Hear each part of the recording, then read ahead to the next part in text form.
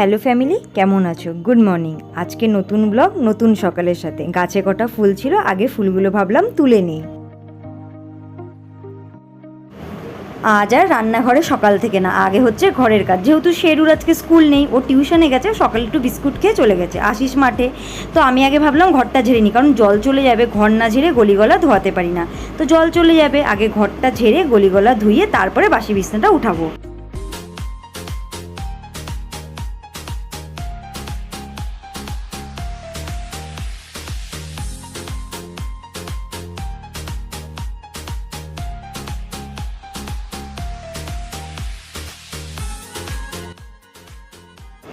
বরমশাই যেদিন মাঠে যায় সেদিন আমার খুব অসুবিধা হয়। অসুবিধাটা এটাই যে ও বিছনা তোলা, ঘর ঝাড়া, গলি ধোয়া এগুলো ও সকালে উঠে করে দেয়। মানে সকালে উঠে আমি আর টাইম পাই না, যেহেতু সে স্কুল থাকে, টিফিন খেয়ে যায়, নিয়ে যায়, ওগুলো রেডি করার আগে ব্যস্ততা, যেহেতু ওকে টাইমে দিতে হয়।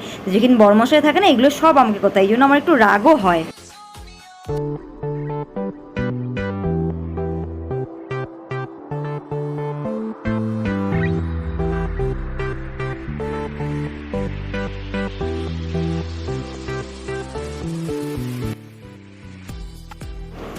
এখন মিস্টার শাহবাবু বললো কি, ফোন করে চাটা বসাও, আমি আসছি চিকেন নিয়ে। মানে ওর হচ্ছে খুব তাড়াহুড়ো, ও 11টা সাড়ে 11টায় বাড়ি ঢুকবে, তখন তো চা খেলে আমি রাগারাগি করবো। তাই এখন বললো চাটা বসাও, আমি চা খেয়ে চা খেয়ে আবারও মাঠে যাবে। এদিকে আমি সাথে বসিয়ে দিলাম আমার গরম জল, মানে আমি সকালে লেবু জলটা খাই, ওটাও একবারের সাথে রেডি করে নিই।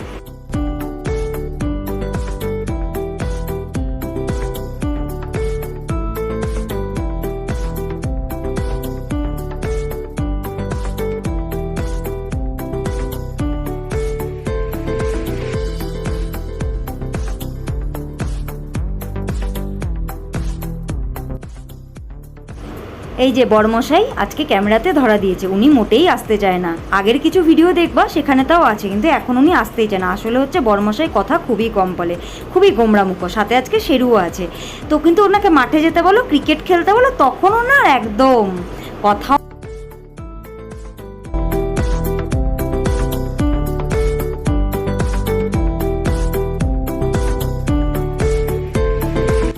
দিয়ে চলে গেলেন বরমশাই। আমি এগুলো ধুয়ে তারপরে স্নানে যাব, কারণ পুজো দিয়ে এসে না, স্নান করে এসে চিকেনটা ধুতে একটু কেমন লাগে।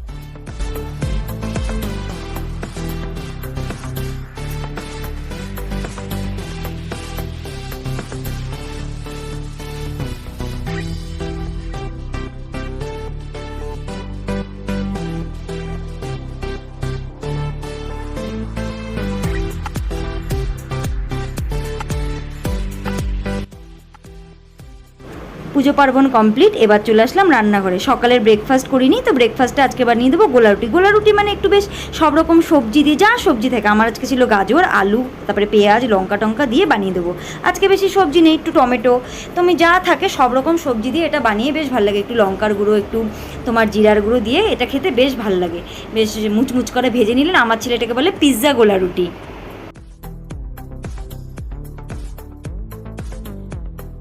দেখো বেশ মোটা মোটা করে একটু গোলাটা, একটু গাঢ় গোলা হবে, এক পাট ভেজে আরেক পাট উল্টে দিলে হয়ে যায়। এদিকে আমার শেরুবাবু খেতে বসে গেছে, এটা সস মেয়োনিজ দিয়ে খেতে দারুণ লাগে। সকাল থেকে অনেক ব্যস্ততা, কিন্তু আজকে রান্নাঘরে একটু দেরিতে। আজকে যেহেতু সানডে, এদিকে চিকেন চলে এসছে, ওটাও দেখিয়ে দিয়েছি। পূজা কমপ্লিট, শেরুর খাওয়া কমপ্লিট, বড়মশাইয়ের কোনো পাত্তা নেই, কখন আসবে কিছু জানি না, এই জন্য আমারও খাওয়া লেট। তো এখন চিকেন রান্না করব, সানডে মানেই চিকেন। তো চিকেন রান্না করব, তার জন্য দেখো আলু কেটে নিয়েছি, এখন পেঁয়াজগুলো কাটবো। আর আজকে করবো একটু মুসুর ডাল, কারণ শেরু বলছিল একটু পেঁয়াজ দিয়ে ডাল খাবে। তো মুসুর ডাল করব, আর একটু মেটা চচ্চড়ি। মেটা চচ্চড়িটা কেমন কিছুই না, ওই একটু মশলা দিয়ে ভাজা ভাজা, মেটোটাকে ভাজা ভাজা করা, এগুলো সব করব। আবার ওদিকে পার্লারে ব্যস্ত হয়ে গেলে পার্লারে দৌড়াতে হয়, এই জন্য যতটা তাড়াতাড়ি পারি ততটা তাড়াতাড়ি সেরে নিই। এখন 11টা বাজে, আমার বরমশাইয়ের একদম পাত্তা নেই। তো যাই হোক, না আছে নেই, আমি আমার মতো কাজ করি, কারণ তার জন্য বসে থাকলে তার আমার কাজ চলবে না।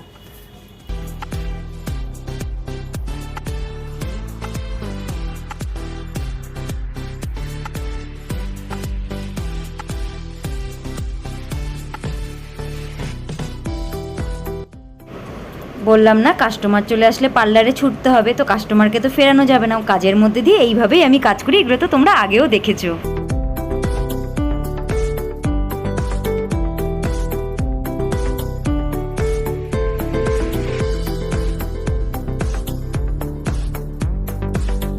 এদিকে চিকেন বসিয়ে দিয়ে কিন্তু কাস্টমারকে করতে গেছিলাম, এবার এসে ভাত বসালাম, ওদিকে অনেক বাসন জমেছে। আজকে আর চিকেন রেসিপি দেখাতে পারবো না, ভেবেছিলাম আজকে রেসিপিটা তোমাদের সাথে শেয়ার করবো। আর আমিও খুব বেশি কিছু হেভি কিছু করলাম না, ফটাফট যেটা হয় সেটাই করে নিলাম। আমার তো রান্না করতে বেশি ঝামেলা লাগে না, কিন্তু তারপরে যে পরিষ্কার, এই গ্যাস ট্যাস সব মোছা, রান্নাঘর পরিষ্কার করা, এগুলো করতে আমার অনেকটা সময় চলে যায়।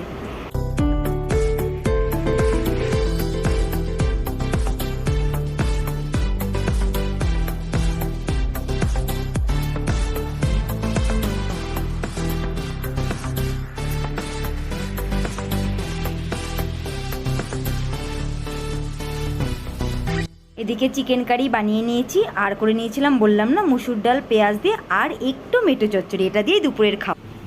সানডেও আলাদা করে কোনো ছুটি পাই না, সেটা একই রকম, উল্টে সানডে মনে হয় আরও বেশি চাপ থাকে। কারণ অন্যদিন শেরু স্কুল থেকে আসে, তারপরে খাওয়া দাওয়া করে, মানে 3:30 পৌনে 4টা, তো আস্তে ধীরে রান্না বান্না করা যায়। কিন্তু স্যাটারডে সানডে হয় কি, ও যেহেতু যাবে ক্রিকেট প্র্যাকটিসে, তো ওদিন থাকে আরও তাড়াহুড়ো, মানে 1টার মধ্যে খেতে দিতে হবে, 1:30টার মধ্যে খেতে, মানে ভীষণ ব্যস্ত। সাথে তো পার্লার, আমার ওটা তো করতে হবে, ওটা আমার কাজের জায়গা, ওটা আমার আজকের থেকে না, যখন আমার শেরু 1-1.5 বছর বয়স, তো ওইখানে আমাকে কাজ করতে হয়।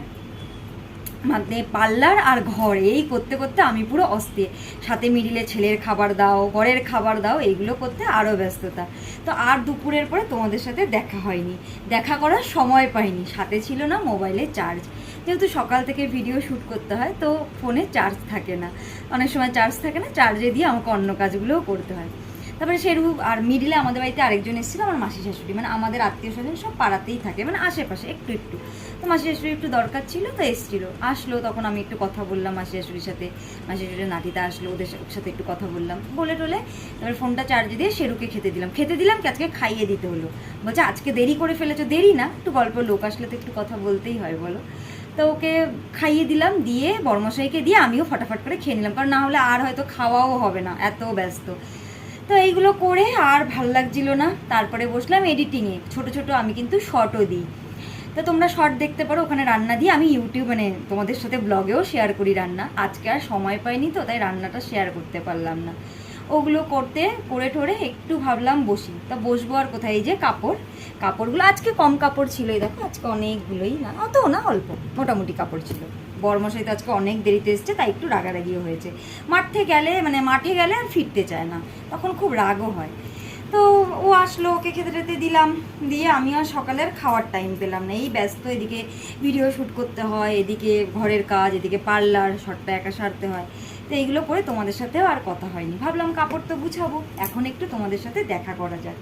আর তোমরা কিন্তু আমার ব্লগ কেমন লাগছে কমেন্টে জানিও, না জানালে আমি কি করে বুঝবো, আমার ভুল হলেও জানিও, আমার ভালোটাও জানিও, তাহলে আমি আরও ভালো কিছু ব্লগ তোমাদের সাথে শেয়ার করো। তোমরা কি দেখতে চাও, কি জানতে চাও অপর্ণার কাছ থেকে, সেগুলো কিন্তু অবশ্যই জানিও। এখন আর কিছু বলার নেই, তো এখন কাপড়টা গুছাবো। দেখি, ইচ্ছা আছে, আমার এক মামি শাশুড়ি অসুস্থ, তো শুনলাম পাড়াতেই, বললাম যেহেতু আত্মীয় স্বজন, তো ওনাকে একটু দেখতে যাওয়ার ইচ্ছা আছে।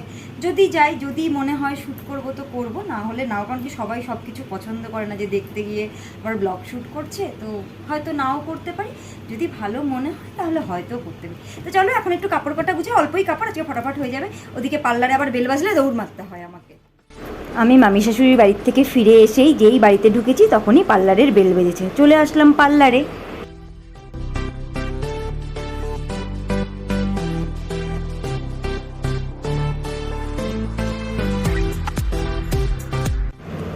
এদিকে শেরু আর বড়মশাই বাড়ি চলে এসেছে, শেরুকে ক্রিকেট প্র্যাকটিস ছিল, আর সাথে নিয়ে এসছে লস্যি, তো শেরু এখন লস্যিটা খাবে।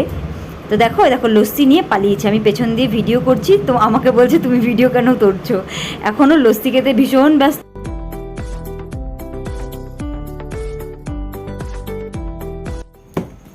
বিকালের পরে আর সেরকম কিছু না, দেখলাম মাঝে মাঝে পার্লারে, তবে শেরু আসলো, আবার পার্লারেই ছিলাম, এখন রাত্রি 9টা বাজে, তো এখন আটাটা মাখবো, মেখে আমি যাবো ঠাকুর ঘরে। তো আজকের ভিডিওটা শেষ করতে হবে, ভাবলাম তোমাদের সাথে একটু বাই বাই বলি, যদি এখন বাই বাই না বলি, কারণ রাত্রে আমাদের খাওয়া দাওয়া করতে, শেরু এখন পড়তে বসেছে, ওকে খাওয়া দাওয়া, মানে সব কিছু খাওয়া দাওয়া কমপ্লিট করতে অনেক রাত, তো অত রাত অবধি যদি ভিডিও চলতে থাকে তাহলে আর তোমাদের আজকে এডিটিং করে কালকে ভিডিও দিতে পারবো না। এখন আবার একটু পরে পূজা টুজা দিয়ে এসে এডিটিংয়েও বসতে হবে। রাতে কিছুই নেই, খালি যে রুটিটা ভাজবো, মাংস টাংস সব করা আছে, ওটা দিয়েই খাওয়া দাওয়া হবে, তারপরে ঘুমিয়ে পড়বো। আবার সকালে উঠে আবার অপর্ণার সংসার, অপর্ণা যা যা করে সেটা তোমাদের সাথে শেয়ার করবে। তো ভালো লাগলে অবশ্যই লাইক, শেয়ার, কমেন্ট আর সাবস্ক্রাইব করে দিও। তো আজকের ভিডিও এখানে শেষ করা যাক। বাই বাই, দেখা হচ্ছে পরের ভিডিওতে।